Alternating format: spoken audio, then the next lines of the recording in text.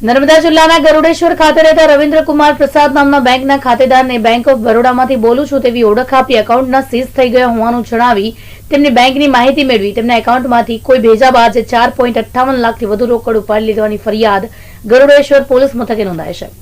ગરુડેશ્વરના આશ્રમ સેવા ખાતે રહેતા રવિન્દ્રકુમાર બંસલના મોબાઈલ પર આવેલા ફોનમાં સામેવાળા વ્યક્તિએ બેંક ઓફ બરોડામાંથી શર્મા બોલું છું તેવું જણાવી આધાર કાર્ડ અને એકાઉન્ટ નંબર મેળવી તેમના બેંક એકાઉન્ટમાંથી ₹4.58 લાખથી વધુ રકમ ઉપાડી ઠગાઈ કરી હતી।